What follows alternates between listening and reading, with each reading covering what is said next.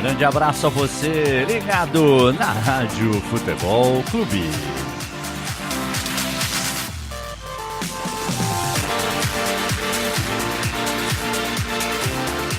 Está no ar o Bom Dia Esportes. Começa hoje a última rodada do Brasileirão antes da parada para a Copa do Mundo.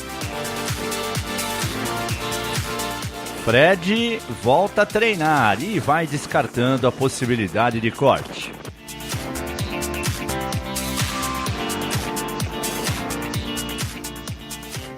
Grande abraço a você que é apaixonado por esportes, que curte a programação da Rádio Futebol Clube. Hoje, terça-feira, um dia especial aqui no Brasil. No hemisfério norte, o Valentine's Day, né, o Dia dos Namorados, é comemorado no dia 14 de fevereiro, mas aqui no Brasil, 12 de junho é o Dia dos Namorados. Datas a gente comemora, claro, tem um efeito especial, mas quem é apaixonado, quem tem alguém que gosta do lado, tem que namorar todo dia e não só no dia 12, não é isso, romântico Fábio Salgueiro? Bom dia, Fabinho. Bom dia, Carlos Lima. Um abraço a você, amigo apaixonado por esporte, sem dúvida nenhuma, né? O Dia dos Namorados tem que ser todos os dias do ano, até porque, pegando uma alusão, pegando um gancho do meu livro Amar Vale a Pena, amar vale a pena todos os dias, né, Lima? Sem dúvida. Por isso que todos os dias eu peço a minha esposa em casamento. Falo para ela, quer casar comigo? Ela fica olhando assim. Agora ela já acostumou. No começo ela achava estranho, mas agora ela entendeu o espírito da coisa. A gente casa todo dia, né? Não é só naquele dia que vai aquela festa, tu é bonito e tal. Você tem que casar todo dia, né? E quando a coisa não tá legal também um tem que apoiar o outro. Mas vamos falar de futebol, né?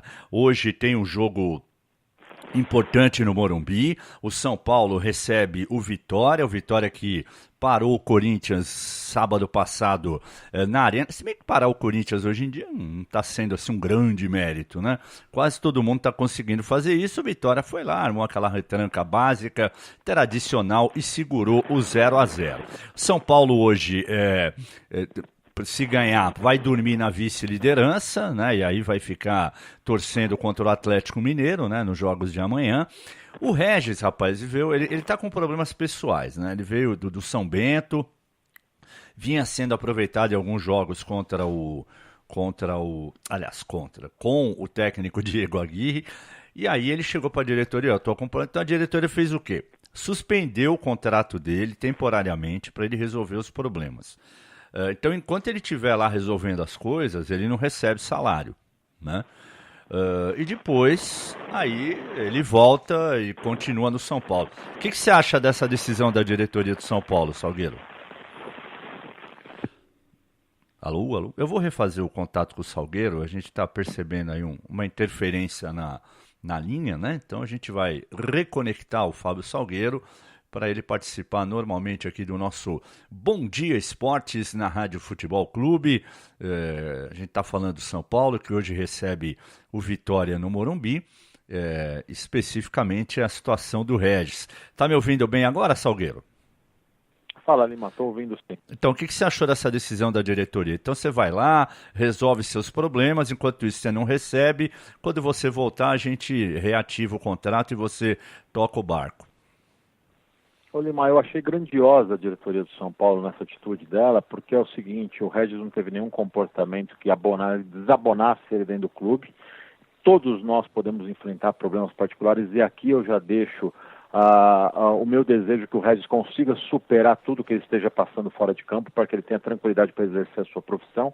E aí entrou também aquela coisa, né? O São Paulo é uma instituição, o São Paulo tem um regime presidencialista e é um clube profissional, mas aí ele olhou também com os olhos do ser humano e isso merece ser enaltecido. Eu fiquei feliz com a atitude do São Paulo. Eu acho que a diretoria agiu bem, tomara que ele resolva. Ele, sem ser um cara brilhante, mas ele teve algumas boas participações com a camisa do São Paulo. É um cara que joga na lateral direita, joga na esquerda também.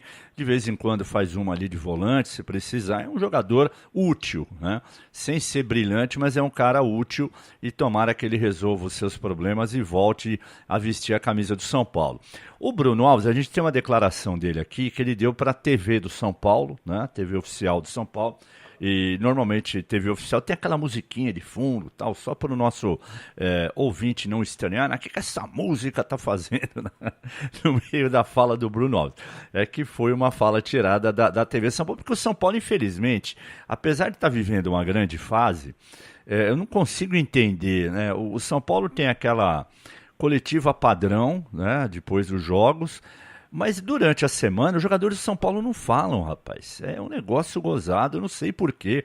É uma ou outra uma ou outra entrevista exclusiva que algum repórter que cobre o dia a dia do clube vai lá e faz, mérito do repórter, mas não tem, todos os clubes têm, na véspera de um jogo, alguém falando, ou técnico, ou um jogador importante, né? Normal, e o São Paulo não vem fazendo isso, não entendo por quê.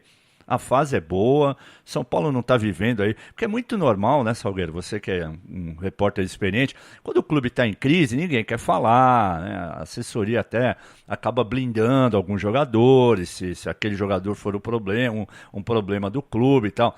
Mas não é o caso do São Paulo. O São Paulo está aí, uma campanha espetacular, melhor paulista no campeonato, e os caras não falam, impressionante. Aí a gente tem que recorrer a essas sonoras da TV São Paulo, como essa aqui que o Bruno Alves deu, falando, né, do momento do São Paulo e do jogo diante do Vitória. A gente chega confiante, né? Fizemos um excelente jogo contra o Atlético Paranaense fora de casa, onde o time lutou bastante para conquistar a vitória. Então a gente espera estar podendo repetir esse bom jogo diante do Vitória para a gente terminar a parada da Copa aí no G4.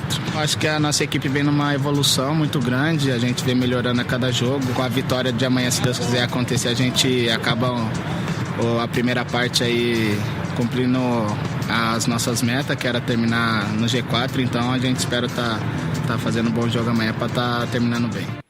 Tá aí o menino que vem jogando bem com a camisa do São Paulo, não é, Salgueiro? Ele vem sim, vem mostrando potencial, vem nesse crescimento que o time do São Paulo está apresentando, né, Lima? Então, quando o time está bem, os jogadores tendem a crescer também, a ganhar uma personalidade, mesmo aqueles que não têm realmente uma personalidade muito forte, vai no embalo e vai crescendo junto com o time. Isso é bom, né? Agora, em cima dessa sua colocação que você falou, é impressionante, né? Agora você fica imaginando se pega uma sequência de 3, 4 jogos aí sem vitória, derrota, pressão, torcida no portão, daí ninguém mais vai falar, né? Só vai falar o Diego Aguirre nos dias dos jogos. Você sabe que eu saí do São Paulo, da reportagem, faz mais ou menos uns 6, 7 anos, e eu já tinha dificuldades no São Paulo, viu? São Paulo era um clube complicado. O Juca e o Felipe, que são os assessores, eles sempre deram muita mão, a gente via que eles davam ali, parceiros nossos, tentando ajudar, mas era um clube jamais blindado com relação a trazer jogadores. O Rogério Ceni era um cara que era exceção, não falava quase nunca, né?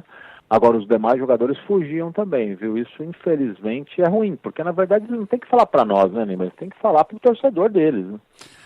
Eu me lembro, Salgueiro, quando o São Paulo... Você lembra que antigamente tinha uma competição chamada Supercopa de Campeões da Libertadores, no começo da década de 90, você lembra disso? Era só participava quem tinha ganho Libertadores. E aí teve uma dessa, se eu não me engano, em 93, né, no Morumbi, São Paulo e Flamengo, decisão. E aí o São Paulo foi campeão e o Miller arrebentou com o jogo, né? E naquela época, a gente ainda podia, repórter de rádio, podia entrar no campo quando acabava o jogo, né? E também naquela época era muito comum a torcida invadir o campo quando acabava o jogo e o time era campeão. Então, quando acabou o jogo, eu entrei e tal, e entrevistei lá quem deu para entrevistar e tal, e nada de Miller. Aí chega no vestiário, bom, vamos ouvir o Miller e tal. Aí o Miller saiu, foi embora, ele não deu entrevista para ninguém. E aí ele tomou pau de todo mundo, né? A imprensa toda, pô, Miller e tal, não sei o quê. E não foi diferente na Rádio Globo, né? Inclusive, nem tanto de mim, mas o Paulo Roberto, que era o comentarista na época, falou um monte e tal. Aí eu só lamentei, mas eu O jogador fala se ele quiser, ele também não é obrigado, né? A gente está ali para fazer o trabalho da gente, mas você não pode obrigar o cara a falar, ele não quer falar. Aí no dia seguinte, no CT, eu imagino que algum amigo, alguém da família do Miller, tem ouvido, né, as críticas que ele recebeu na Rádio Globo e falou para ele. E aí ele me chamou, pô, fora do ar, pô, vocês pegaram pesado comigo ontem. Eu falei, Miller, é o seguinte, cara, você foi, o São Paulo foi campeão em casa, com mais de 100 mil pessoas no estádio. Você foi o melhor jogador em campo. E você não quis falar, cara. Não, mas você sabe como é que eu sou meio tímido e tal. Eu falei, cara, você tá cometendo um erro. Você não falou não pra mim, pra Jovem Pan, pra banda. Você falou não pra torcida do São Paulo, pra aquele cara que vai lá, que paga o ingresso, que grita o seu nome, que compra a sua camisa. Foi pra esses caras que você falou não. Não foi pra mim, entendeu? Agora, se você não gosta de falar, meu chapa, muda de profissão. Vai trabalhar em escritório, vai ser office boy. Aí ninguém vai te entrevistar, eu falei pra ele, né? Porque, então, falta um pouco de consciência também de alguns jogadores, né? Eles se dizem tão profissionais e tal, e nessas horas acabam... Eu nem acho que o Miller tenha feito aquilo por ser mascarado. Ele é um cara... E agora, por ironia, né, durante um bom tempo ele virou comentarista, acho que ele está até agora na TV Gazeta, e um dia eu encontrei com ele e falei, poxa, que ironia, né, Miller? Aquele cara que não gostava de falar, agora é comentarista. Ele deu aquele sorrisinho dele meio de moleque e tal, né? Mas é isso, os caras confundem as coisas, né, Salgueiro? Sem dúvida, eles confundem, é aquela coisa, né? Sempre eles nunca ouvem, amigos que ouvem e falam com eles, daí eles vêm tirar satisfação com você. Então é complicado, eles têm que ter essa ciência. Agora, muitos deles não têm, Lima, e o que a gente pega é o seguinte no pé, né? O staff, que é composto por assessor, por aspone, por empresário, eles têm que chegar no jogador e orientar o jogador. Olha, você tem que falar, nem que for uma coisa rápida, mas você tem que falar, você vive da sua imagem, cara. É a mesma coisa nós, jornalistas, hoje nas redes sociais. A gente tem que trabalhar bem a nossa imagem também. O mundo moderno pede isso. E principalmente com o argumento, não que você tenha que ir lá para agradar jornalista, você tem que ir lá para mandar sua mensagem para o torcedor de São Paulo, porque eu ouvi rádio minha vida inteira, sou apaixonado, sou entusiasta por rádio, mas eu tinha meus ídolos no rádio, mas eu estava ali querendo ouvir os jogadores do meu clube do coração, os jogadores da minha seleção brasileira, na época que eu era torcedor e gostava demais, e os jornalistas faziam essa ponte. Isso que tem que passar para esses jogadores e muitas vezes passa batido.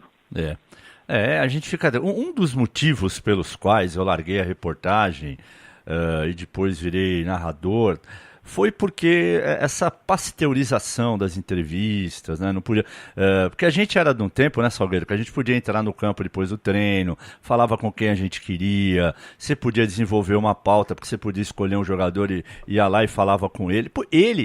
Ele, pessoalmente, podia até falar, não quero falar, ou sobre isso eu não falo, no direito dele, mas você tinha liberdade de pelo menos chegar e perguntar pro cara, ó, pode falar, você quer falar? Aí começou essa história de só coletiva, e só quem o clube quer, e aí quando o jogador que a imprensa quer ouvir, o clube blinda, aí bota outro que não tem nada a ver com a história. Então isso também me desanimou um pouco, e o fato de eu também ter assim, aquela emoção, né, de investir numa coisa nova, porque eu já tinha 20 anos ali na reportagem e felizmente acabou dando certo, mas isso aí também, esse foi um dos fatores, o Salgueiro, que me desanimou em relação a ser aquele repórter de dia a dia de clube. Sem dúvida, né, Lima? Eu acho que todos nós passamos por essa realidade, né? Chega um momento que você se desgasta e para mim bateu realmente que eu estava na hora de largar a reportagem e ir para o estúdio, quando eu comecei realmente a bater de frente com a assessoria de imprensa, porque daí eu sempre tive a ponderação de entender que eles estavam ali para defender os interesses também do clube, não só os interesses da classe dos repórteres, apesar deles serem jornalistas, ou pelo menos a maioria ser jornalista. Agora, quando eu comecei a bater de frente, eu notei que eu tive o time, né? Eu tive o time de realmente, olha, estou ficando rabugento, estou batendo de frente, estou criando desavenças. Então eu vou para o estúdio, no estúdio você se blinda um pouco mais e aí você aposta mais, você traz para o estúdio a sua experiência de anos de reportagem e aí você vai para o lado das opiniões, o que eu não me arrependi, pelo contrário, estou satisfeito. Assim, também não vou ficar aqui criticando os colegas assessores, não é isso, a minha intenção não é essa. cada um tem a sua função. Eu sei que não é fácil ser assessor. Não, às vezes você não concorda com aquilo que o clube pede para você fazer, mas você é funcionário, você é obrigado a fazer. Então, e nós, eu não sei hoje, né?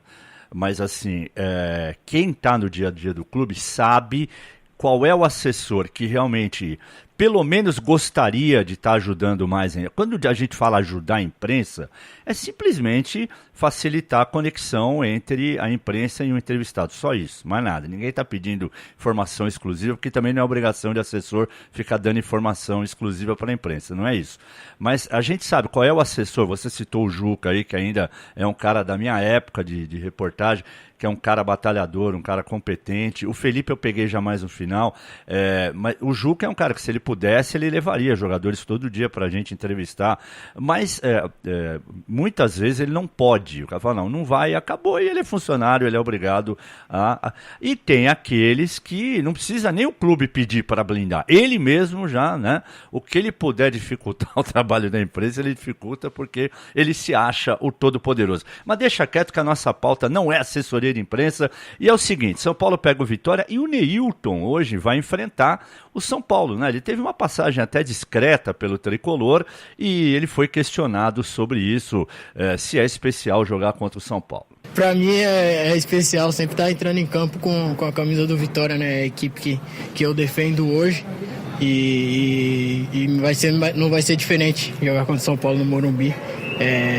Não tive muitas oportunidades lá, igual você falou, mas hoje eu visto outras cores e procuro defender o Vitória da melhor maneira possível. Então acho que eu vou entrar em campo para ajudar o Vitória a sair de lá com a vitória. O Neilton foi mal aproveitado no São Paulo, foi injustiçado, ou não jogou bola mesmo e o destino dele seria sair do Morumbi? O que você acha, Salgueiro? Acho que ele ficou devendo, né, Lima? O cara, quando é bom, a fase de adaptação dura menos, o cara mostra personalidade, você pode ser bom, mas tem algumas coisas que englobam, né? Principalmente aquela coisa da personalidade, você conseguir se colocar, se impor, mesmo num clube de ponta, num clube grande, que a pressão é totalmente diferente. Então não dá para você ficar realmente jogando sempre nas costas dos outros as suas frustrações, ou o fato de você não ter conseguido vingar ali em determinado clube. Eu acho que ele teve as chances dele, mas ele não conseguiu empolgar, então a saída foi algo natural. E no caso dele, nem adianta falar que sentia a pressão de jogar num grande clube, porque ele apareceu num grande clube, né? Que é o Santos. Então, é diferente daquele cara que sempre jogou em time pequeno e de repente vai parar no São Paulo, no Palmeiras, no Corinthians, no Santos. Ele não, quando ele surgiu, ele já surgiu num grande clube que é o Santos. Então, esse tipo de argumento ele não poderia ter, né? Por não ter dado certo com a camisa do São Paulo. Sidão no gol, Éder Militão, Bruno Alves, Anderson Martins e Reinaldo, Jusilei, Hudson e Nenê. Aí a dúvida, Araruna, ídolo do nosso Maurício Rossi, né, Salgueiro? Araruna ou Lucas Fernandes, Diego Souza e Everton. Você entraria com Araruna ou com o Lucas Fernandes? Olha, eu entro com o Lucas Fernandes, eu vejo um pouco mais de potencial com o Lucas Fernandes. O Araruna, ele até que teve uma participação boa contra o Atlético Paranaense. O que me incomodou no Araruna também, Lima, você vai lembrar desse detalhe, foi que o Araruna é tão novo, né? Tão novo, foi um jogador participativo, mas ele já traz algumas mazelas dos jogadores mais antigos, né? De querer fazer cera. Contra o Atlético Paranaense teve um momento que ele caiu no chão e daí ele deu uma piscadinha que ia ganhar tempo. Pô, é um jogador novo, já vem dessa forma, né? É que nessas categorias de base que você vê treinador já montar o time no 3-5-2. Isso é uma tremenda de um assassinato, né? Com as crianças de hoje, já colocar esquema tático, não dar liberdade para os jogadores jogar. Então o Araruna me incomodou com relação a isso. Agora, com relação à participação, a esquema tático, a poder ser aproveitado pelo Diego Aguirre, eu ia de Lucas Fernandes. Ok, o São Paulo recebe o Vitória, é o jogo que abre a 12ª rodada. E tem uma outra coisa também que o jogador acho que às vezes esquece, que hoje em dia tem 250 câmeras nos estádios, né, em cada jogo. Então ele achou que aquela piscadinha dele ninguém fosse ver. né? Então aí o cara fica marcado. Um árbitro, por exemplo, que vai apitar o jogo de São Paulo hoje, se ele viu aquilo, ele já sabe que o Araruna, e se o Araruna jogar, que é um cara, né, que, opa, esse aí eu vou ficar de olho nele porque ele gosta de ludibriar a arbitragem. E aí pode acontecer um lance em que realmente o cara sofreu a falta e o juiz fala, não vou dar porque deve ser cera dele. Então, até nisso os caras não pensam, mas vamos lá. Amanhã, 4 da tarde, um horário diferente, porque amanhã não é feriado, né? América Mineiro e Chapecoense no Independência. Aí os jogos da noite, às 7 da noite, nossa, Fluminense e Santos, hein? O Fluminense vem aí de uma sequência de derrotas, o Santos então nem se fala, né? O Santos está ali a 1 ponto da zona do rebaixamento, jogo assim dos desesperados no Maracanã às 7 da noite. Às 7h30, Paraná e Cruzeiro, na Vila Capanema, lá no Dorival de Brito, em Curitiba. Cruzeiro que perdeu da Chapecoense 2-0. Teremos também Sport e Grêmio, jogo duro para o Grêmio lá na Ilha do Retiro. Aí 2 jogos às 9 da noite. Botafogo e Atlético Paranaense, no Engenhão. Palmeiras e Flamengo, com transmissão da Rádio Futebol Clube na Arena do Palmeiras. Às 21h45, Atlético Mineiro e Ceará, lá em Belo Horizonte. Bahia e Corinthians na Fonte Nova. Internacional e Vasco no Beira-Rio. Flamengo 26, Atlético 20, São Paulo 20, Grêmio 19, Inter 19, Palmeiras 18. São os 6 primeiros, são os times que fecham o G6. O Z4, aquela zona da degola, tem Atlético Paranaense, Bahia e Paraná, todos com 9 pontos, e o Ceará na última colocação com 5 pontos ganhos. Situação do Santos muito difícil, e pela primeira vez, Salgueiro, o José Carlos Pérez deu uma declaração dizendo que ele não garante o Jair se perder para o Fluminense amanhã. E já se fala, né, pelos lados da Vila Belmiro, em 2 nomes. O Abel Braga, que está ali meio em litígio com o Fluminense, porque o Fluminense acho que prometeu algum reforço para ele e não teve, aquela coisa toda, ou o Zé Ricardo, que está aí no mercado. Tava na cara, né, Salgueiro, que uma hora a coisa ia pegar para o Jair, porque o Santos não consegue reagir. Sem dúvida, Lima. Infelizmente, né, o futebol toca, a banda toca dessa forma. Eu acho que é um retrocesso, mas ao mesmo tempo eu vejo também como um direito do clube. A única coisa é que você vai ter que manobrar realmente o planejamento no meio da temporada. E isso é muito ruim de dar certo, né, Lima? Todo mundo que faz isso é raro acontecer, né? Você faz isso num momento realmente de desespero, de rebaixamento, essas coisas todas, né? É lamentável, até porque eu acho que o Jair Ventura tem a sua qualidade, tem a sua competência.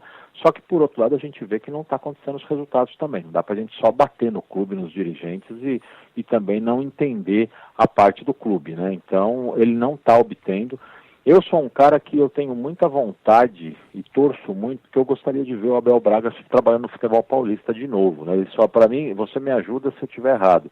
Para mim, ele só dirigiu a Ponte Preta. Eu queria ver ele dirigindo um dos grandes clubes aqui da capital, ou o Santos, né?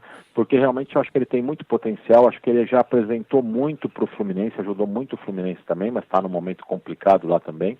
E eu vou te falar, viu, Lima, essa última rodada aí não são jogos banais não, hein? São jogos que vão definir muita coisa. Se o Flamengo vence o Palmeiras aqui, se o Santos perde para o Fluminense, a gente já vê o Flamengo abrir enorme distância, a gente vê o Santos perder o seu treinador, o Corinthians, se não ganhar do Bahia, vai ficar muito abaixo do líder, e a retomada na segunda perna do campeonato depois da Copa do Mundo vai ser muito complicada, ou seja, é uma rodada que é importantíssimo você fechar com uma vitória, hein? Eu concordo com você. Ainda em relação ao Santos, o que mais me chamou a atenção na coletiva do Jair domingo, e até a gente trouxe ontem a palavra dele, foi que teve uma hora que ele não soube o que responder, né? O cara perguntou, ele, não, vamos falar só sobre o jogo de hoje e tal. Eu percebi, porque nas outras coletivas ele estava mais seguro, olha, não, a coisa vai melhorar, aquela coisa toda. E nessa de domingo, a sensação que eu tive é que ele já estava meio que jogando a toalha mesmo e não vendo muito aquela chamada luz no fim do túnel. Quanto ao garoto Rodrigues, o presidente do Santos, que ele só sai pela multa de 50 milhões de euros. As informações dão conta que o Real Madrid já chegou a 45. Mas, segundo a diretoria do Santos, o Barcelona, o Borussia Dortmund, o Paris Saint-Germain e o Bayern de Munique também querem o jogador. Mas o Real, nesse momento, é aquele que estaria mais próximo. Você acha que fecha logo essa coisa ou vai virar novela? Olha, Lima, eu acho que fecha logo. Eu acho que não vai virar novela, não. A única coisa que eu quero e torço, e eu acho que o Santos está certíssimo, o Santos não pode abrir mão da multa, mas de maneira nenhuma, nem se o staff do jogador pressionar e querer que abra. Eu acho que o Santos tem, no mínimo, com o Rodrigo de 17 anos, um menino assim, tem que ganhar no mínimo, uma multa rescisória. O Santos não pode abrir mão. O Santos foi muito prejudicado no caso do Neymar. O Neymar foi embora, saiu pelas portas dos fundos da Vila, cheio de processo contra o Barcelona, enfim.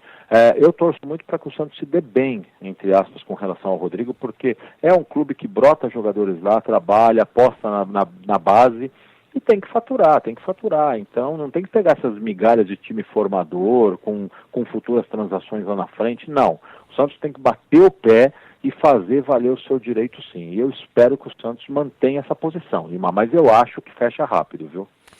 Muito bem, vamos falar agora do Corinthians. Estamos falando aqui de uma joia do Santos, o Rodrigo, né, aquela coisa toda que pode ir para o Real Madrid. Veja só a situação do Corinthians, Salgueiro. A diretoria está tentando fechar um contrato, renovar, com 2 jogadores da base. O Rafael Bilu, que é um menino canhoto, ele tem aquele estilo do cara que joga, assim, estilo que eu digo, o que eu vou dizer aqui não é o futebol, é o posicionamento e a perna com a qual ele trabalha. É o estilo Pedrinho, aquele cara que joga pela direita, mas é canhoto, né? Aquele cara que recebe, corta por dentro e tal. Ele tem feito gols, inclusive, nas categorias de base. E o Corinthians está tentando renovar ou prorrogar o contrato dele.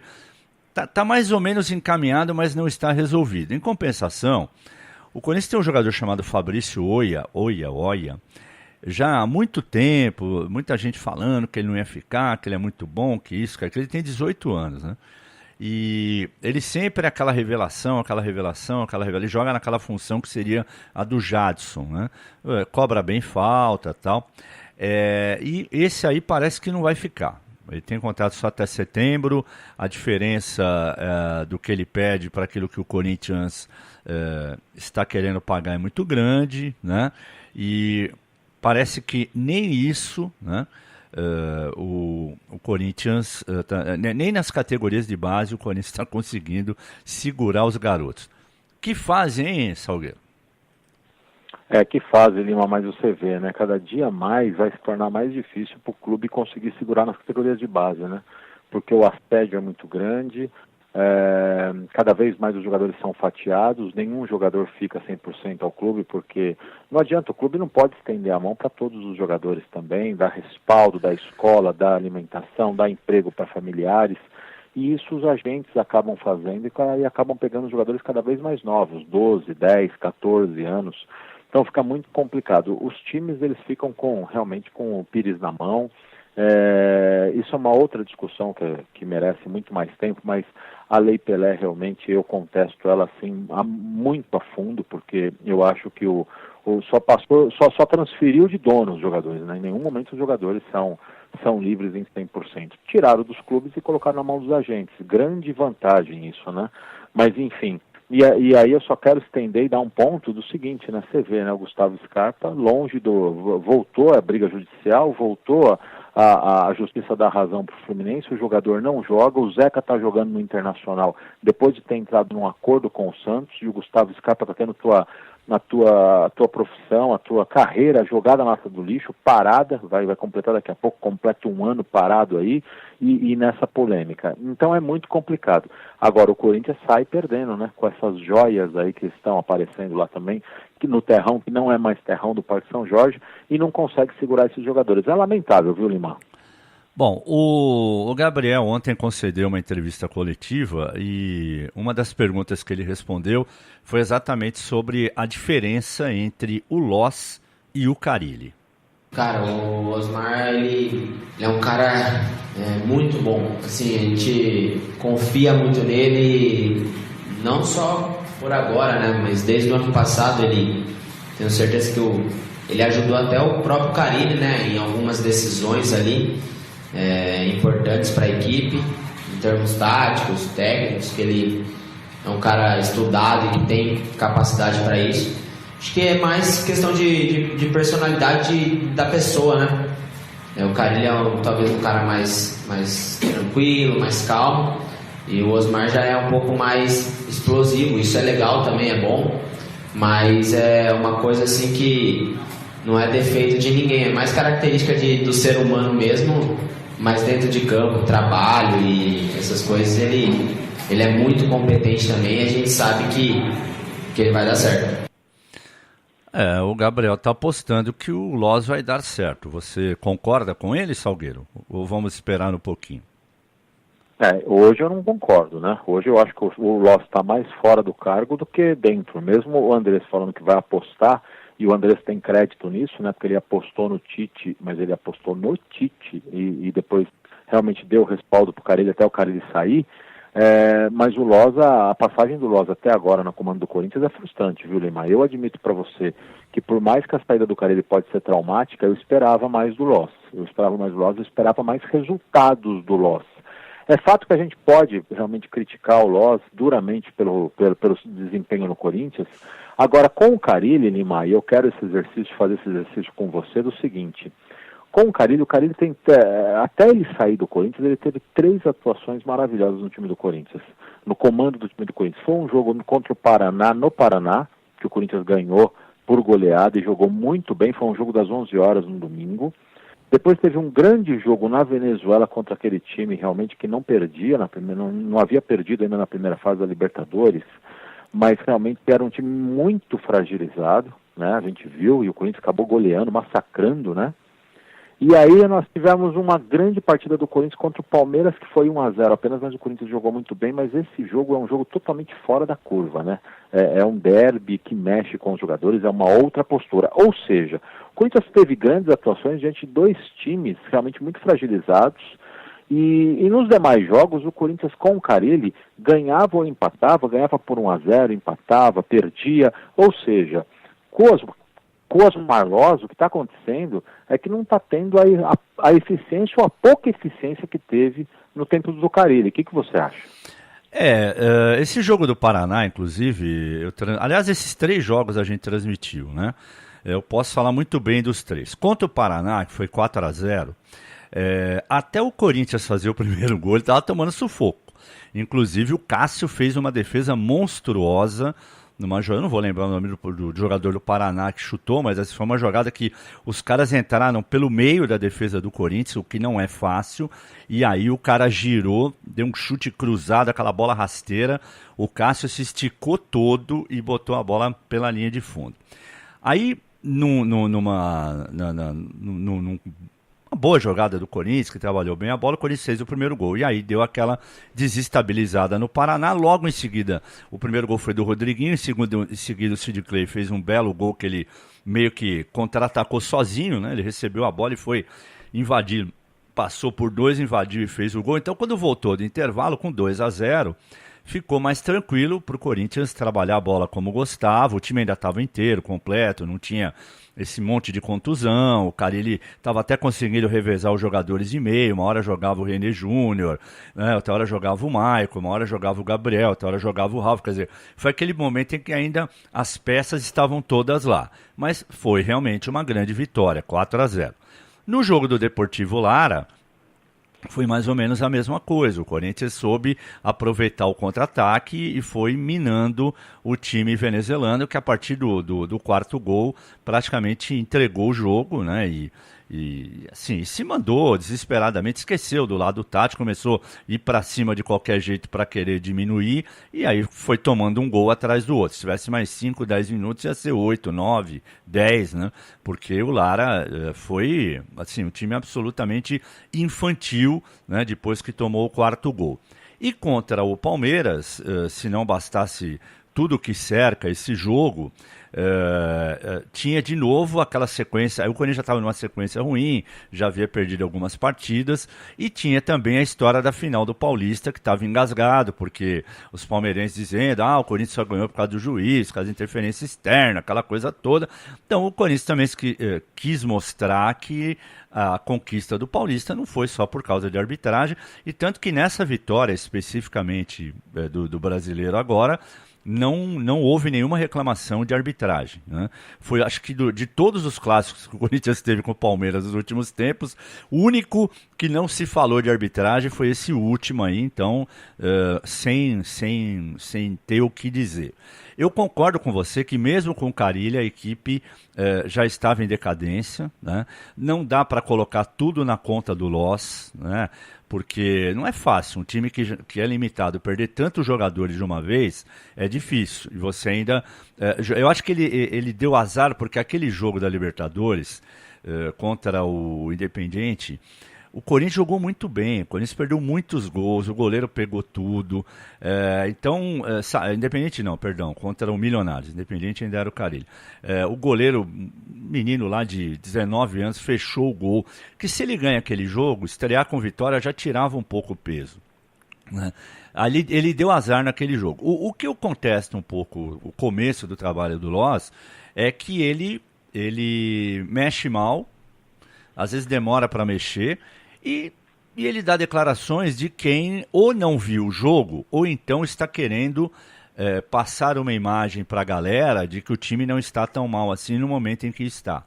E ele não tem ainda a personalidade de fazer o que o Aguirre faz, né? Olha, ganhamos, mas não jogamos bem, não estou iludido, tal, foi bom ganhar, legal, mas não é esse o São Paulo que eu quero, entendeu? Então, talvez a inexperiência no cargo ainda de ser um treinador, porque ele até agora, exceção feita uma pequena passagem com o Internacional, com o time profissional, ele só trabalhou com garoto, ele só trabalhou com base, né?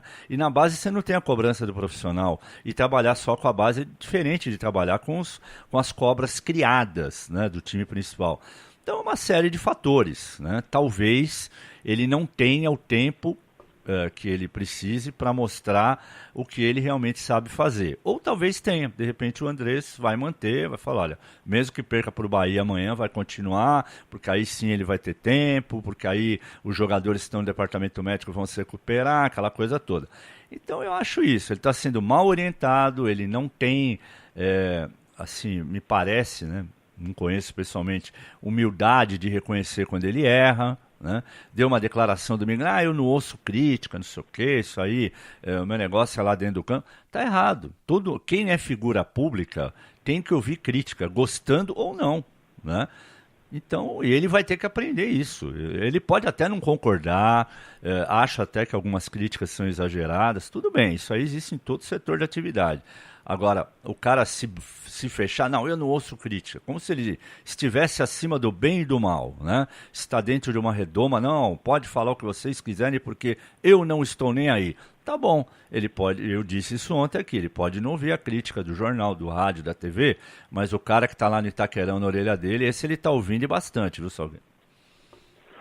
E aí eu vou usar um termo que você usa, que eu acho o máximo, que você usa nas transmissões, Osmar Loss, menos, muito menos, porque é o seguinte, Lima, o que ele tem que entender também, eu faço essa ponderação, eu tenho que fazer essa ponderação, e as críticas que você fez pontuais a ele, eu concordo com você perfeitamente, porque realmente ele não tem que passar essa coisa de que está vendo um outro jogo, isso aí é um contrassenso e incomoda demais. Por outro lado, eu entendo que você pegar, assumir o lugar do Carille tem mais pontos ruins do que bons, né? A pressão é muito maior, não é fácil. Mas ele pegou um time montado, um time que já vinha jogando. Não é, cara. Ele pegou um time que é o atual campeão brasileiro, que é dono da primeira ou da segunda maior torcida do país, que é uma torcida que nos últimos 10 anos ganhou tudo e está muito mal acostumada, e que quer ganhar todos os jogos, que joga numa arena que foi palco de abertura de Copa do Mundo, ou seja, que realmente está acostumado com vitórias e com conquistas. E aí o Osmar Loss teve que segurar um Boeing, ele que está acostumado a segurar só tico-tico ou teco-teco em categorias de base. É muito difícil também o desafio dele. Mas eu reitero, Eu acho que falta realmente ele ter um pouco mais de equilíbrio, até porque ele entende, ele conhece o grupo, ele é conhecido no clube, ele é respeitado, e eu esperava um pouco mais dele. Ele me decepciona quando ele fala esse negócio de não haver crítica. Para mim é uma falta de humildade terrível, é uma falta de media training terrível. Ele chegou no time titular do Corinthians, no profissional do Corinthians, sem ter um cara para orientá-lo. E eu acho isso hoje em dia no futebol moderno péssimo nessa globalização nossa. Você tem que ter um guru ao seu lado para te dar orientação, para você se colocar, para você ter uma imagem boa. O Luxemburgo, há cerca de 10 anos, ele me falou: Salgueiro, não basta você ser bom, você tem que parecer ser bom. Leve isso na sua vida, na sua carreira. Venda a sua imagem de forma positiva. O Luxemburgo falou isso há 10 anos. E o Osmar Loss, ele tropeça nisso agora. Ele não pode optar por Casim e Emerson, tirando Pedrinho, tirando Romero. É melhor deixar esses caras cansados do que colocar Emerson e Casim. Esses caras não vão oferecer nada ao time. E fora isso, as declarações que ele tem tropeçado, Lima. E o Pedrinho, depois do jogo de domingo, ele disse que ele já sabia já há algum tempo que ele poderia jogar 90 minutos, que para ele não era novidade nenhuma que ele poderia aguentar 90 minutos. Então, é mais uma batata quente para o Loss. Agora, isso aí já vinha sendo cobrado do Carille também, né? Não vamos botar essa na conta do Loss, não, porque esse negócio do Pedrinho ser substituído toda hora, isso o Carille já fazia, né? Então, porque tem gente também que vai misturando as coisas. Aí, de repente, todos os problemas do Corinthians, a culpa é do Loss. Não, não é, né? A gente está discutindo aqui onde a gente acha que ele tem culpa, mas ninguém está dizendo aqui que tudo de errado que tem acontecido no Corinthians é culpa dele. Aí também seria um exagero, né? E uma falta de visão, né, de quem critica, e não é essa a nossa missão aqui, nem o nosso desejo. Bom, e outro que também eu respeito muito, mas que domingo viu outro jogo, foi o Roger, né? O Roger dizer que gostou do jogo do Palmeiras domingo contra o Ceará, meu Deus do céu, eu até brinquei, falei, acho que ele deu uma ligadinha pro Loss, falou: Loss, como é que você dá a coletiva aí, eu quero aprender com você e tal. Porque, eu vou dizer, foi triste, né? O Palmeiras começou bem, aí abriu 2-0 e parou de jogar. Aí o Roger, não, o time jogou bem, não jogou não. Não adianta querer enganar o torcedor do Palmeiras, que não jogou bem, mas faz parte, né? Também não dá, não é uma coisa assim, fim do mundo. Eu acho que o Palmeiras tem que pegar o jogo de domingo e tirar como lição, que por mais frágil que possa parecer o adversário, eu digo possa porque às vezes parece, mas não é, e o Ceará não faz uma boa campanha, mas dentro das suas limitações se superou e conseguiu um grande resultado. Por mais que o jogo pareça estar tranquilo, você tem que ter concentração. Então faltou para o Palmeiras domingo a mesma concentração que ele teve diante do Grêmio, né? Se tivesse tido, com certeza ganharia, e ganharia com tranquilidade do Ceará. Mas faltou um pouco isso, e eu tenho certeza, Salgueiro, que o Palmeiras de amanhã vai ser completamente diferente, sabe? E vai fazer uma grande partida contra o Flamengo, porque o Palmeiras tem crescido muito em jogos grandes, e acho que amanhã não vai ser diferente, não. Olha, Lima, mas eu só ressalto o seguinte, eu concordo com você, mas eu ressalto o seguinte, a dose de pressão para cima do Palmeiras. O Palmeiras é um time que, contra o São Paulo, ele conseguiu uma virada importante jogando no Allianz, mas o Allianz Parque em si tem sido uma pedra no sapato do Palmeiras, né? O Palmeiras tem tido mais decepções esse ano do que vitórias, do que realmente tem conseguido jogar de forma encorpada no seu estádio. Tanto que isso, o Roger Machado estava admitindo que realmente jogar em casa estava complicado, porque os jogadores já entravam sendo vaiados. E tem uma dose aí complicada contra o Flamengo, porque é aquele jogo de 6 pontos que você tem que tirar a vantagem do líder, e o Flamengo está à frente do Palmeiras. Então, o Palmeiras já entra pressionado, e tem aquela coisa do Palmeiras ter que vencer e convencer no Allianz, porque para o palmeirense, o Palmeiras não basta ganhar os 3 pontos, ele tem que vencer e dar show. A torcida do Palmeiras é uma torcida entusiasta da academia A1, academia 2, e aí complica, né? Porque ela cobra de times que às vezes não tem tudo para dar. Eu prevejo um grande jogo, mas eu acho que tem 2 pontos aí. A pressão para cima do Palmeiras, que pode ser um empecilho, e segundo, a qualidade do Flamengo. O Flamengo vai saber jogar no Allianz, vai jogar em cima dos erros do Palmeiras, e o Flamengo é um time hoje muito bem montado, que está tendo um bom desempenho. Então, olha, vai ser o grande jogo dessa última rodada antes da Copa do Mundo, Lima. com transmissão da Rádio Futebol Clube. Bom, Salgueiro, e como o Scarpa não conseguiu se desvincular na justiça, né, do Fluminense, o Palmeiras já admite a possibilidade de negociar com o clube carioca para ter o jogador. Uma coisa que até então não vinha sendo cogitada, né, e agora parece que o Palmeiras vai enfiar a mão no bolso para contratar o Scarpa. Vale a pena? Vale o esforço ou não? Olha, Lima, aí vai muito da projeção da comissão técnica, né? Se a comissão técnica acha, e principalmente dos gestores do Palmeiras e seu parceiro, para saber se o jogador ele pode ter mercado, realmente diante do valor que terá que ser pago aqui, o mercado para fora, né? Se vai conseguir, porque o futebol é um grande negócio também, né? O parceiro não está lá, eu acho que apenas para realmente reforçar o Palmeiras em busca do título. Não sejamos também tão imaturos a ponto de imaginar isso, né? Então tem que ver até que ponto os valores podem ser condizentes com o mercado e o Palmeiras tenha esse interesse. Eu acho que essa celeuma toda que aconteceu aí, Lima, pode ajudar o Palmeiras a de repente conseguir o Gustavo Scarpa por um preço melhor, porque, queira ou não também, para o Fluminense é importante o dinheiro entrar agora e que se resolva o problema, né?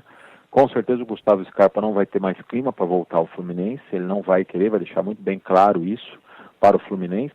E por outro lado, o dinheiro seria bem-vindo para o Fluminense, não só para dar uma acertada nas contas, mas também para fortalecer o atual time, que é um time que o Abel Braga está tirando leite de pedra, mas que tem as suas mazelas, tem as suas deficiências técnicas também.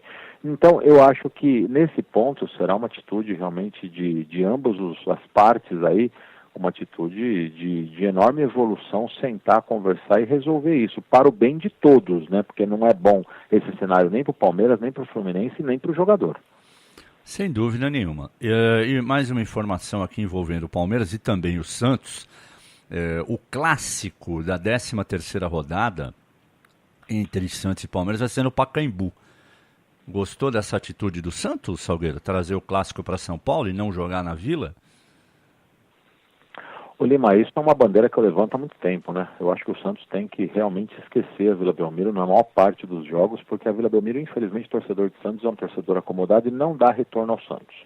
Então, por mais que você perca, de repente, em questão de pressão, em questão de desempenho do time na Vila Belmiro, por outro lado, num futebol deficitário como o nosso futebol brasileiro, o Santos tem que pensar no bolso, tem que pensar nos cofres para pagar as dívidas, a conta no final do mês está muito difícil e o torcedor do Santos que frequenta a Vila Belmiro ou que está em Santos, ele não é parceiro do clube nessa daí não. O Santos joga muito para 4.000 pessoas, 3.500 pessoas, isso é horrível. Clássico contra o Corinthians já teve 8.000, 9.000, é muito pouco, Lima. Então eu acho que o Santos tem que realmente fortalecer não a sua marca, mas essa coisa de jogar realmente no Pacaembu. Acho que qualquer jogo médio no Pacaembu, o Santos pode chegar a 10, 12 mil, o que não chegaria na Vila Belmiro. Então sou super a favor, eu acho que passou da hora do Santos optar realmente por fazer do Pacaembu a sua principal casa. Sem dúvida nenhuma. E agora vamos, no último bloco do programa, falar de seleção.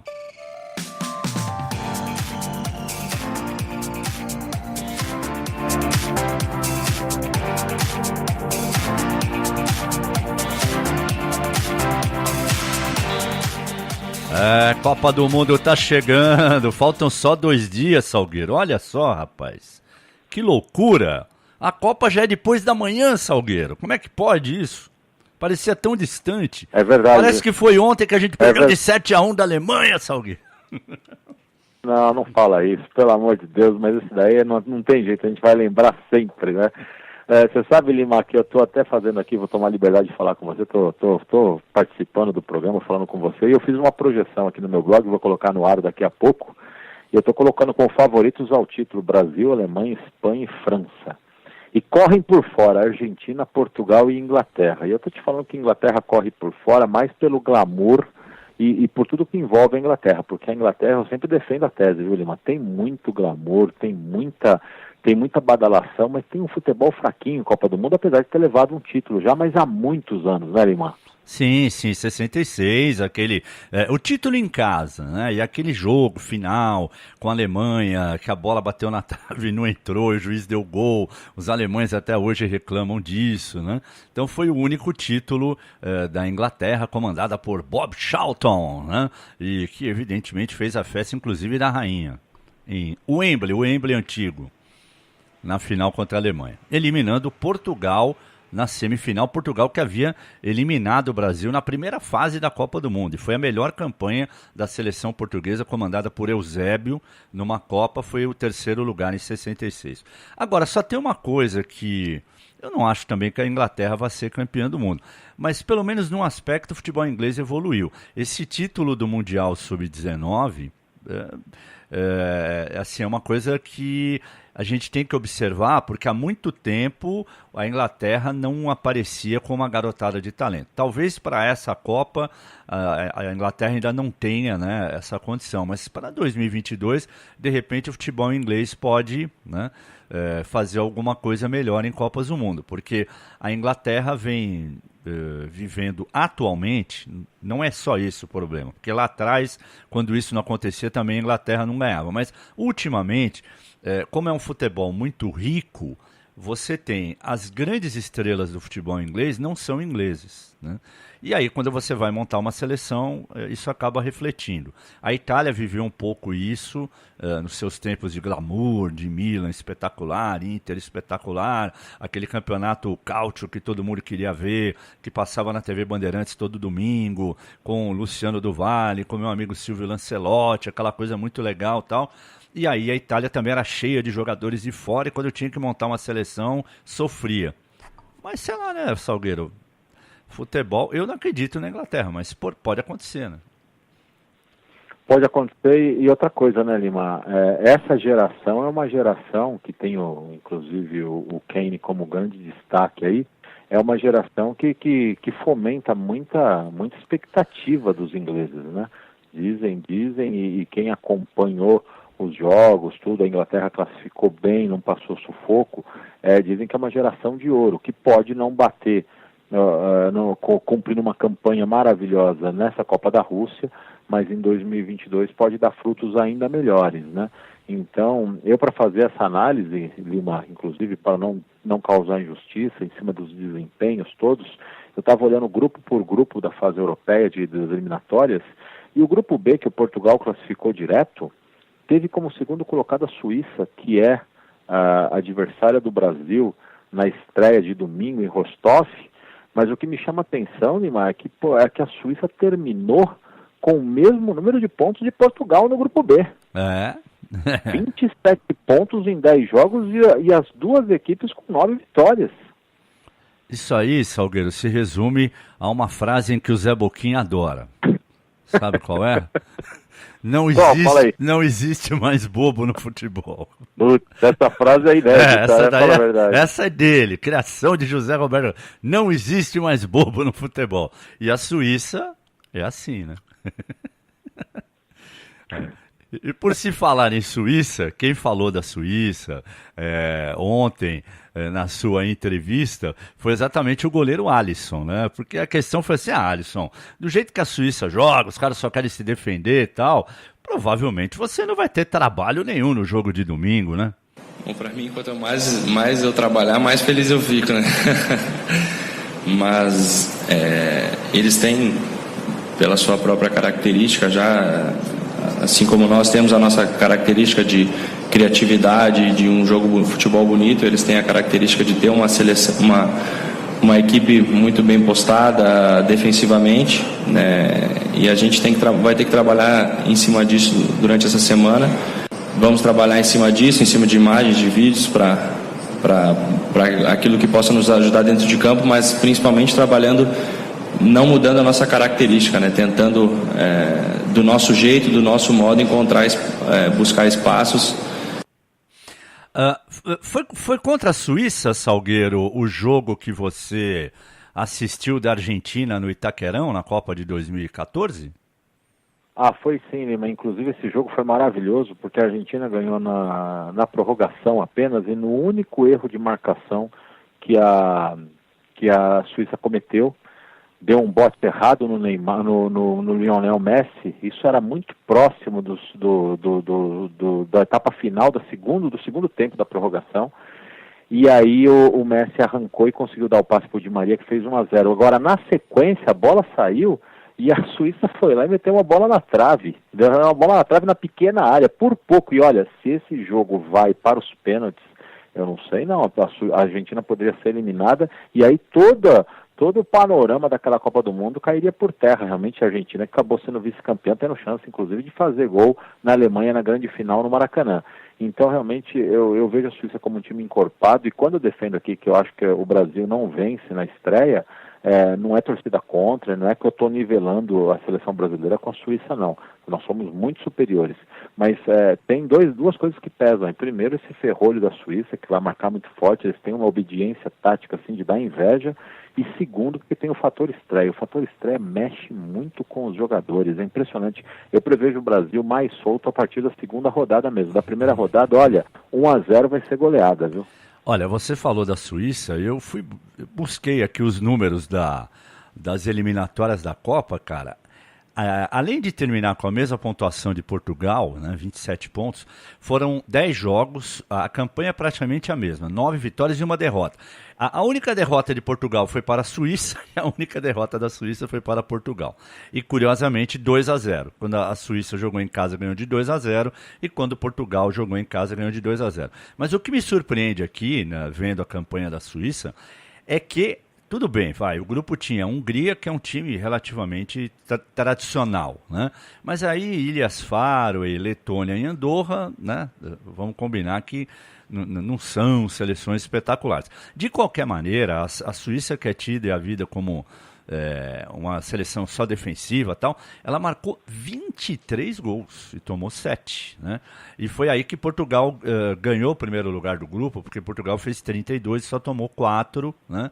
Então, no saldo de gols e no número de gols marcados também, Portugal levou uma ampla vantagem. Mas mesmo assim, para uma seleção que é, né, rotulada aí só como defensiva, fazer 23 gols, nada mal, né? Fez 2-0 em Portugal, aí teve uma outra vitória que me chamou a atenção, porque foi fora de casa, ganhou da Hungria por 3-2, fora de casa, e depois ganhou em casa de 5-2 na Hungria. Então, tudo bem, é claro que contra o Brasil o buraco é mais embaixo, a Hungria não vai, a Suíça não vai se expor, mas também não dá para dizer que é um time só defensivo e que não saiba atacar, então tem que tomar cuidado, né, Salgueiro? Então, tem que tomar cuidado, a gente rotula algumas coisas, né, Liminha? A gente acaba passando isso para as pessoas que nos ouvem, e a gente tem que ter esse cuidado também, porque de repente pode chegar no segundo tempo da partida de domingo, e tomara que não, oxalá não aconteça isso, mas a gente está realmente levando um revés e achando que a Suíça, que o Brasil tá mal, e a Suíça que realmente está surpreendendo a todos. Não, a gente tem que acompanhar os números, a gente tem que acompanhar os jogos, e a gente faz isso, né? Por isso que a gente está com comentários avalizados aqui, levando a melhor opinião pro nosso amigo da Rádio Futebol Clube, por causa disso, porque a gente acompanha jogo a jogo, a gente sabe realmente. E aí eu pondero uma coisa, Lima, que eu falei ontem no nosso programa, no Boa Noite Esportes, que a gente fez, eu, você e o Zé Buquinha. A Copa do Mundo fica ainda mais competitiva agora, porque mesmo essas seleções médias que chegam como candidatos a zebra, ou correm por fora, elas chegam com times encorpados e muito experientes, porque todos os jogadores praticamente jogam na Europa. Todas as seleções têm de 3 a 4 jogadores que jogam em grandes centros europeus. E isso traz para o jogador uma qualidade de jogo e uma experiência na cancha, ali no futebol, que é muito importante, e isso pesa no momento realmente de uma disputa de Copa do Mundo, que é um torneio de tiro curto, e que realmente você tem que mostrar um desempenho bom. Olha, a Suíça tem, entre outros, o Xhaka, que é um meia que joga no Arsenal da Inglaterra, né? Tem o Fabian Frey, que joga no Basel, mas já jogou também no Mainz, da Alemanha.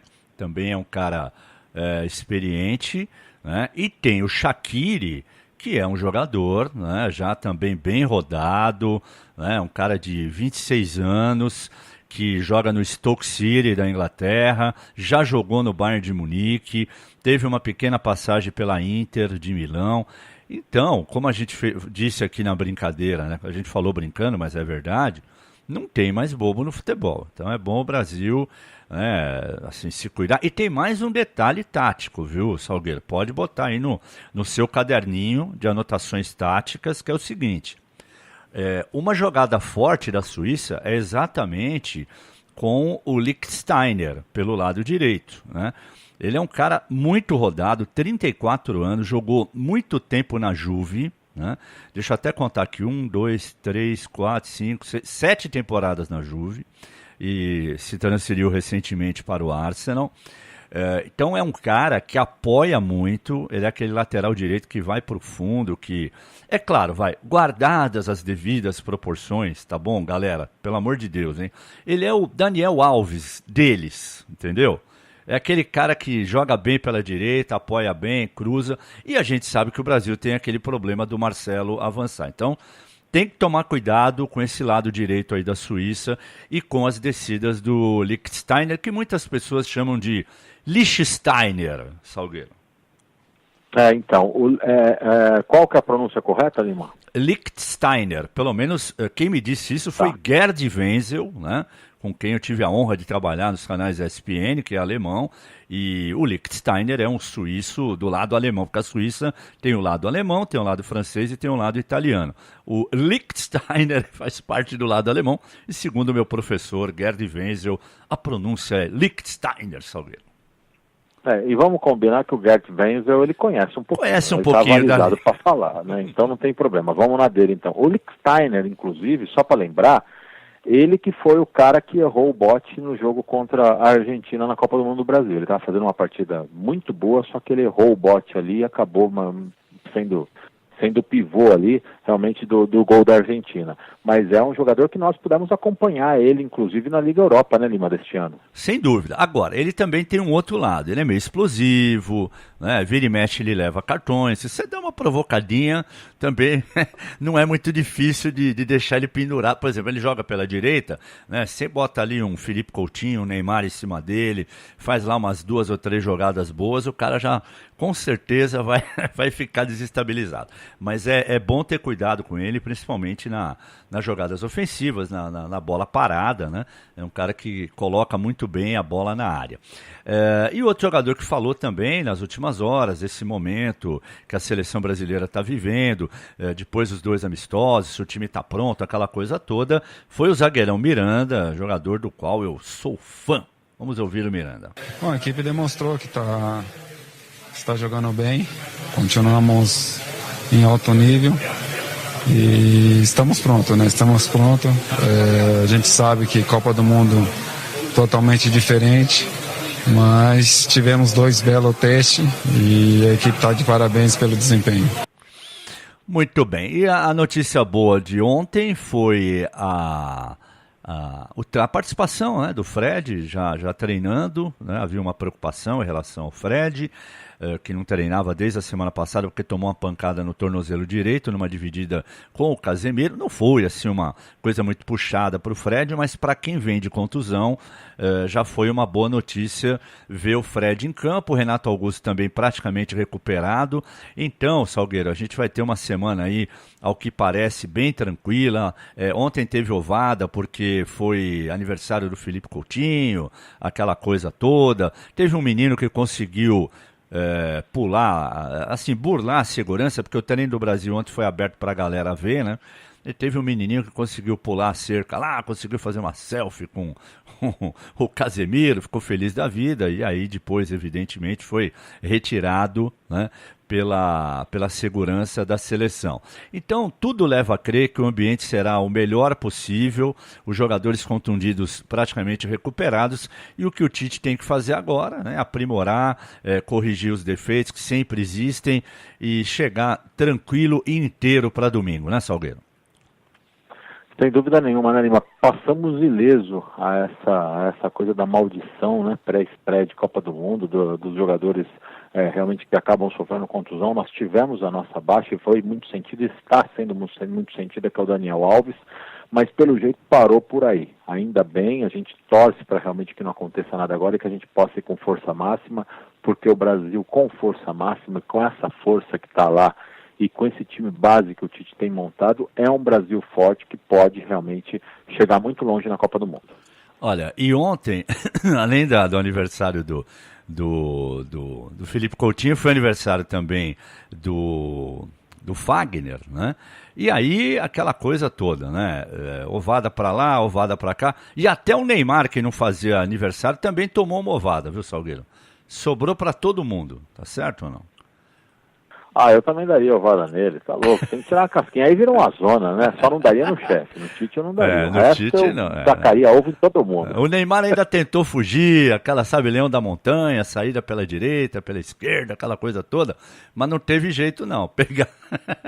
Pegaram o Neymar e ele acabou também tomando uma ovada, né? E o clima era de total descontração para a seleção brasileira. A gente fica muito feliz e tomara que seja assim, não só até domingo, né, por causa da estreia, mas ao longo de toda a Copa, porque se você não tem um ambiente legal, né, você não consegue trabalhar, né? Por mais competente que você seja, né, se você não tiver um ambiente de trabalho bom, você não consegue, você pira, né? Você acaba se desconcentrando, você acaba pensando mais assim, no seu problema pessoal do que propriamente assim, desenvolver, né, as suas habilidades. Então, eu acho isso fundamental para a seleção brasileira, esse ambiente que os rapazes estão vivendo agora. E o Tite destacou isso na entrevista coletiva, que é um ambiente de muita amizade e de pouco egoísmo, né? E esse tipo de coisa leva a vitórias. Então tá bom, Salgueiro. Grande abraço e até a próxima. Tá bom, Lima. Vamos falando durante a programação da Rádio Futebol Clube.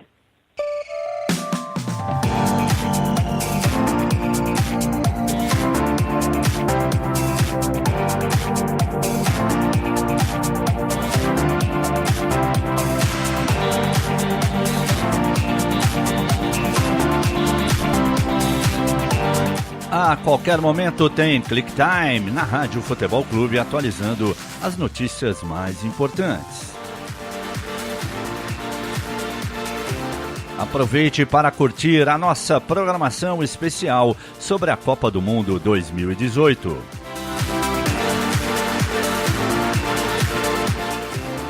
Toda a nossa programação fica arquivada em podcast. Você pode ouvir quando quiser, acessando www.radiofutebolclube.com.br no seu tablet, celular ou computador.